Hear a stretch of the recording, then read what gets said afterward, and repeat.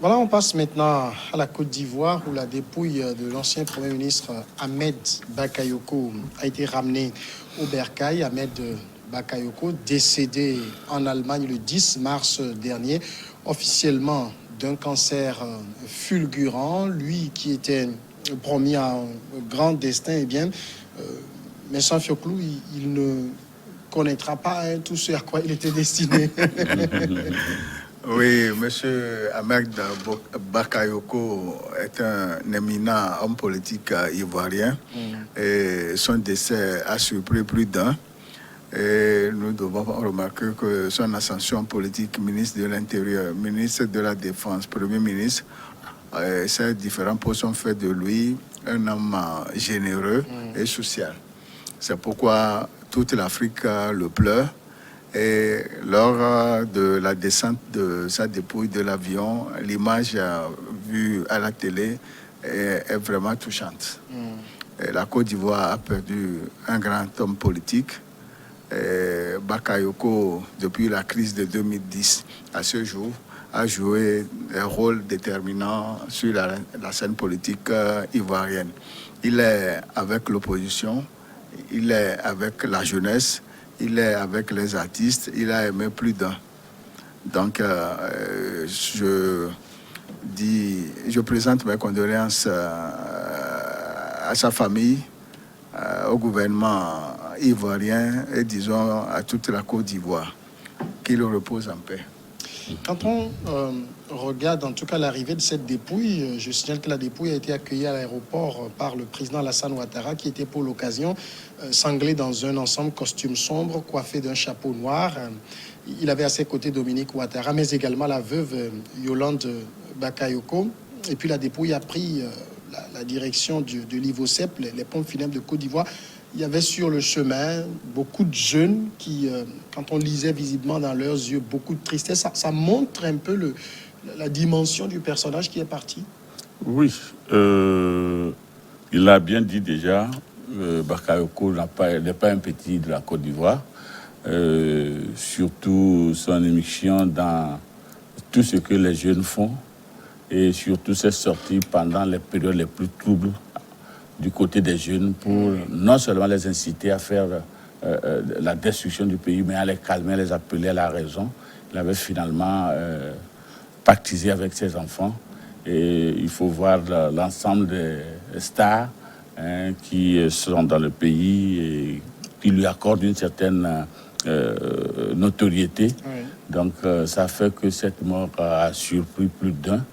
Et quand nous regardons le poste politique également qu'il a géré, ce n'est pas de petits postes.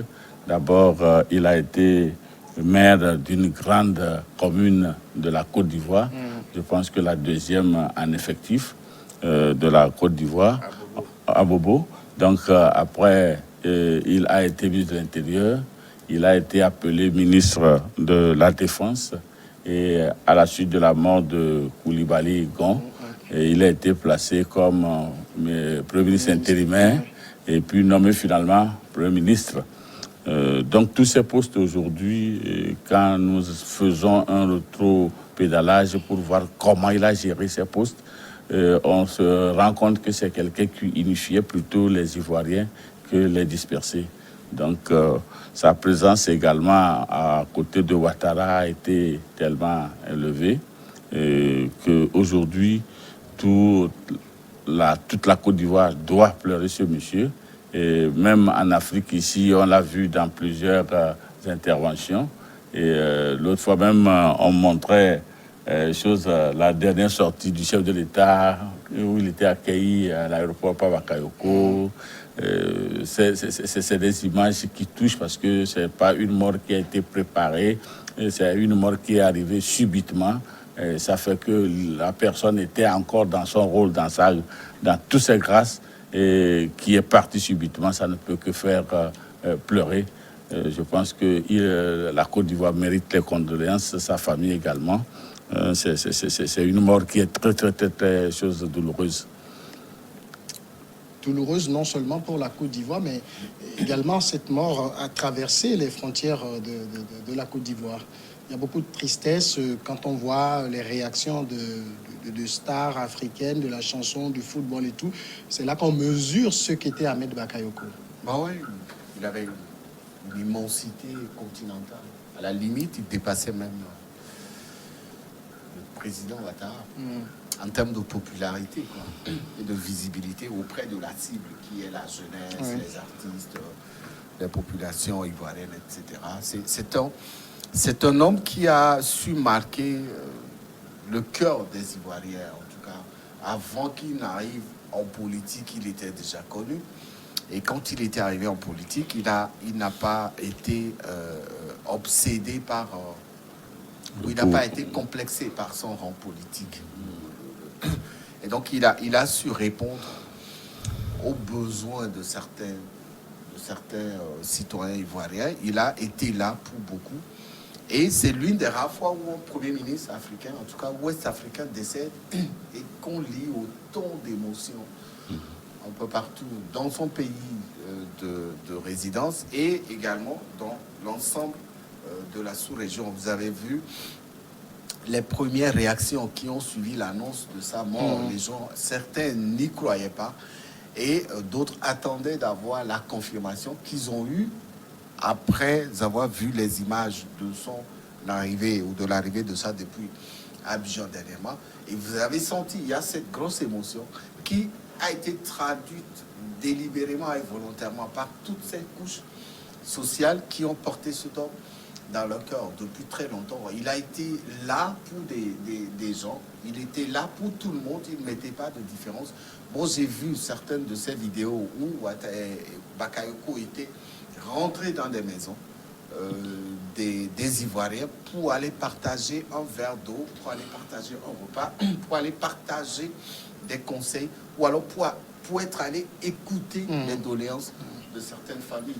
Et ça fait vraiment plaisir quand vous avez un homme d'une immensité pareille descendre de son piédestal d'homme politique et rentrer, se fondre dans la masse pour aller écouter les problèmes, pour aller prendre les problèmes de ses concitoyens et leur apporter des solutions. C'est quelqu'un qui a marqué tout le monde, vous l'avez dit, les artistes, la jeunesse ivoirienne surtout, les Ivoiriens en général, les Africains, pour ceux qui l'ont connu et ceux qui ont appris de cet homme-là. Il a marqué beaucoup. Et son décès ne peut logiquement que traduire cette émotion qui est palpable à tout moment. On ne sait pas ce qui va se passer le jour de son enterrement. Personne ne peut savoir. Mais je pense qu'il faut que le gouvernement ivoirien prenne les dispositions nécessaires pour éviter que ce qui est arrivé à Didier Arafat soit aussi arrivé à Bakayoko, parce que les Ivoiriens sont capables de tout.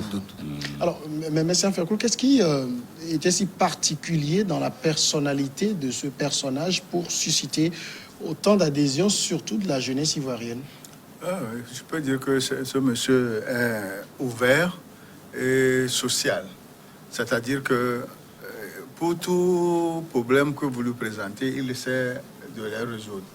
Et pour la paix en Côte d'Ivoire, il est bien avec le PDCI, avec le FPI, les deux, et les autres partis politiques. Et même le jour où on a capturé Laurent Gbagbo, il était à côté de lui en lui tendant une chemise, tout ça. Et surtout l'aide qu'il apporte à la jeunesse et aux footballeurs et aux artistes. C'est ça qui a fait que, comme l'a dit David tout à l'heure, il va dans les domiciles des gens pour partager de l'eau ou bien de la nourriture. C'est-à-dire, il s'est fait petit, il s'est fait petit et en même temps, il sait par où frapper pour avoir ce qu'il a comme un bon aura. C'est ça. Ce monsieur, il est, disons, quelqu'un qui a tellement aidé le président Alassane Ouattara dans la réussite de sa politique. Il a aidé tellement Ouattara quand il était à l'administration territoriale et depuis qu'il a pris le poste de ministère de la Défense, les sorties inopportunes des corps habillés ont diminué ou bien ont cessé. Ce qui veut dire que ce monsieur a de l'aura et il sait comment convaincre ses compatriotes.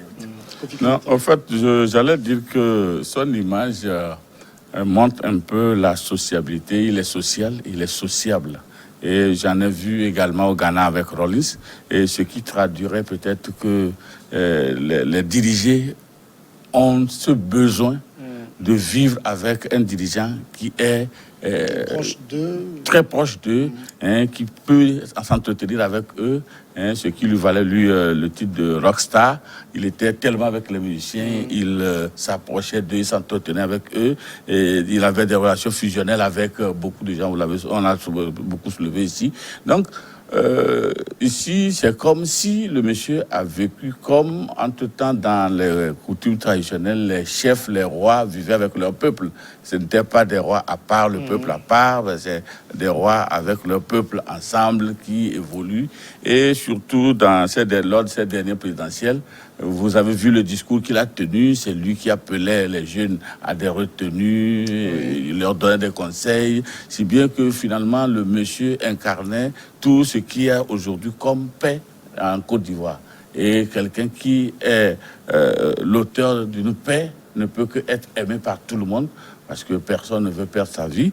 Et sincèrement, il a marqué plus d'un, et c'est tous ces actes qu'il a posés qui aujourd'hui lui reviennent en retour lors de son décès. Et vraiment, c'est douloureux de perdre ces hommes, parce que je ne sais pas si aujourd'hui la Côte d'Ivoire devrait encore trouver un autre type de la trempe de Bakayoko, au moment où malheureusement, beaucoup de choses se prolifèrent encore à l'horizon, puisqu'il faut savoir que jusque-là, Ouattara a certes gagné les présidentielles, mais n'est pas encore assis. Il fallait quand même que une telle posture là soit à côté de lui. Il y a Gbagbo qui est en train de vouloir faire son entrée dans la Côte d'Ivoire. Est-ce qu'il viendra s'installer? Et quand il va s'installer avec tout ce que nous connaissons comme notoriété, s'il n'y avait pas Bakayoko, comment ça va se passer? Et il y a Blegoudé aussi qui est de l'autre côté. Peut-être un jour reviendra-t-il, ne reviendra-t-il pas? Il va également s'agir qu'il y ait de ces grands hommes qui puissent quand même savoir utiliser des stratégies pour contenir ces velléités. Malheureusement, la mort l'a fauché, il s'en va. Et on se demande que va-t-il se passer après un monsieur comme Bakayoko. Alors finalement, Ahmed Bakayoko, vous l'avez rappelé, c'était l'homme qui sait être proche du peuple, mais c'était aussi au sein de la classe politique celui qui pouvait parler à tout le monde. Parce qu'on se rappelle même quand Laurent Gbagbo voulait s'entretenir, je pense que c'était un peu avant les élections, c'est lui qui l'a directement appelé. Il y a aussi ce côté du monsieur qui pouvait réunir toutes les divergences politiques. Oui, il avait cette grosse qualité qui lui permettait d'être accessible et d'être écouté par les autres adversaires politiques. Il a fait plusieurs fois. Vous savez, sa présence aux côtés de Ouattara a été d'une très grande aide pour Ouattara. Aujourd'hui, si Ouattara a réussi à faire 2 mandats sans qu'il y ait des problèmes à Abidjan, c'est aussi en partie grâce à Ahmed Bakayoko qui s'est totalement donné, qui a fait preuve d'une sorte de loyauté, de fidélité envers son président. Et donc, il attendait dans les coulisses son tour. Malheureusement, ça n'a pas été le cas.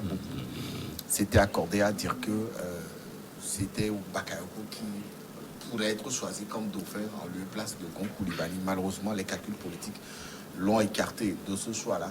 Mais derrière ça, il y a cette personnalité qui a cette grande écoute et qui est facilement écoutée par l'opposition ivoirienne.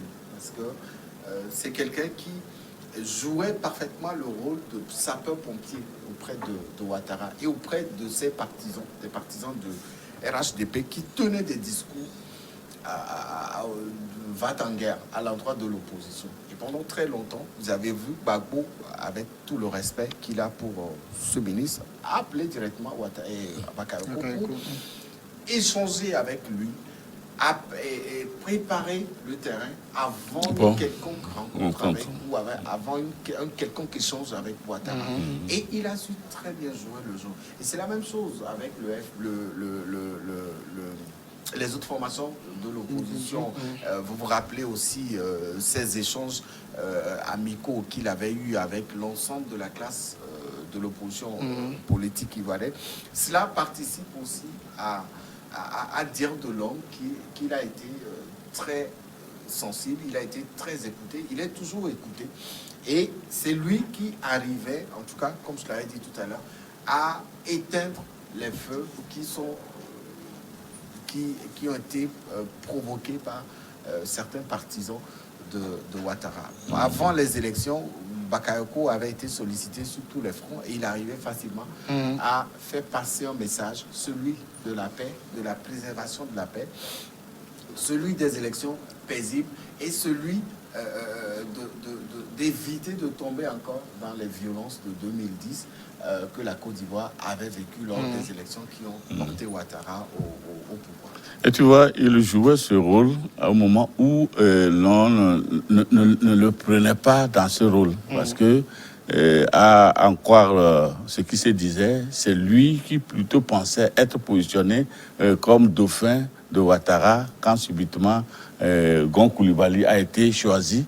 Et loin de se décourager, il est resté fidèle, sinon certains auraient pris d'autres interprétations de cette manifestation. Et quand celui-là était mort, des gens le trouvaient comme le candidat le plus sérieux que Ouattara pouvait prendre. Mais malheureusement, Ouattara a voulu prendre son 3e mandat. Et quelque part, j'ai même appris qu'un de ses proches amis l'avait approché pour lui demander mais pourquoi il n'allait pas prendre ce pouvoir. Il a dit que depuis la mort de Gon, je me suis rendu compte que de ce qui représentait la charge de gouverner, et je ne suis plus sûr de le vouloir à tout prix. J'aime mes amis et mon style de vie. Donc, vous voyez, ce langage déjà, quand un si haut responsable, capable de pouvoir être passé à un niveau supérieur, puisse avoir cette humilité de pouvoir laisser faire, puis jouer le second rôle, sachant bien qu'on peut jouer ce premier rôle, ça ne peut que affectionner les gens, ça ne peut que mobiliser des gens autour de soi. Je pense que c'est un homme qui avait un grand cœur, c'est plus un patriote, quelqu'un qui aimait son pays, parce qu'il pouvait rivaliser ses pouvoirs avec Ouattara, que ça aurait donné d'autres choses. Et quand il allait, par exemple, pour discuter avec les autres responsables des partis politiques, il pouvait tenir des discours qui pouvaient enflammer, mais il préférait toujours utiliser des styles qui pouvaient apaiser. Et puis, ça me rappelle un peu les débuts avec le feu Yassine Adema. Quand il voulait que les choses se calment un peu, il utilisait le ministre Barké.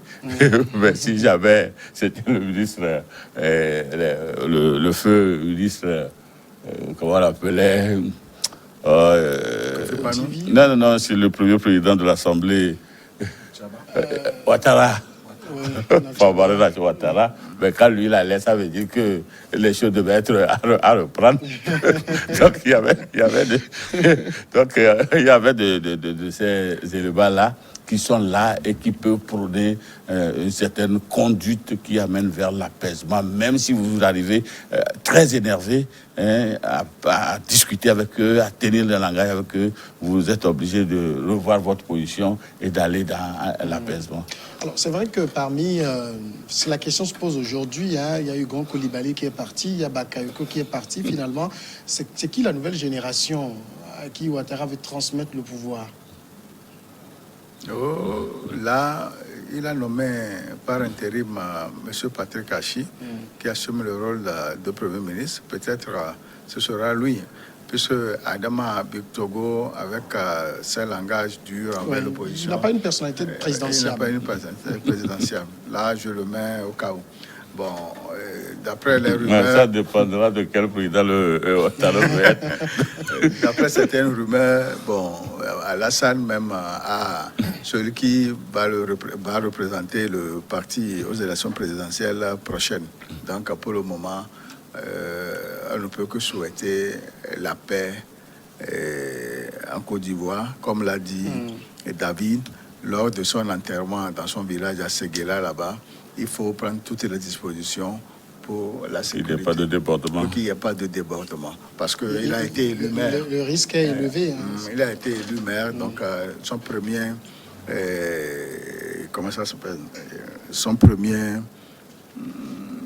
sur la liste des remplaçants, il a un nom qu'on a. Le suppléant. Le suppléant. Ouais. Son suppléant va prendre sa place pour le représenter valablement.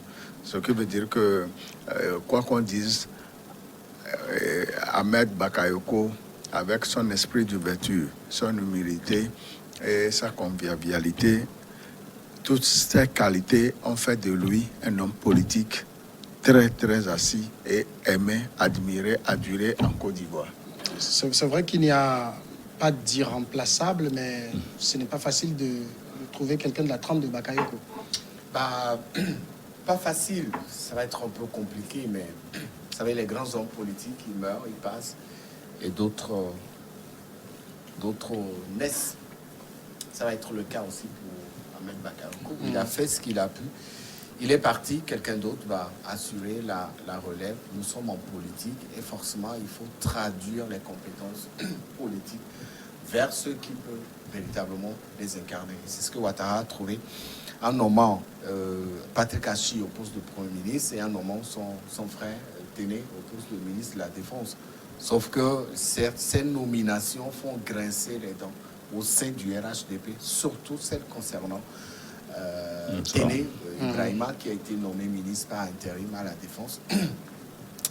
La Défense, le ministère de la Défense, c'est un poste très stratégique. On ne le donne pas à n'importe qui. Si Ouattara nomme son frère à ce poste, c'est parce qu'il sait pourquoi. Et donc Ouattara, aujourd'hui, doit comprendre qu'il faut refondre aussi toute son équipe, que cette nouvelle génération est pratiquement éparpillée. Certains sont en exil, quand vous prenez les Soro et tout ça, qui sont partis en exil. D'autres sont décédés. Et ceux qui sont restés sont un peu déçus aussi de la façon dont les choses se sont passées. Et donc, il faut maintenant recentrer toutes ces énergies pour véritablement reconstruire une nouvelle équipe dynamique, comme il aime le dire, afin de lui transmettre le pouvoir au moment venu. Et tant qu'il ne le fera pas, le RHDP risquerait de traverser des moments d'instabilité, de perturbation assez avancés. Ça a déjà commencé avec la nomination de Téné. Il ne faut pas que ça continue. C'est lui le grand-père, c'est lui le grand chef. Il doit remettre de l'ordre dans sa maison. La pause, la grande pause, et on revient après le journal.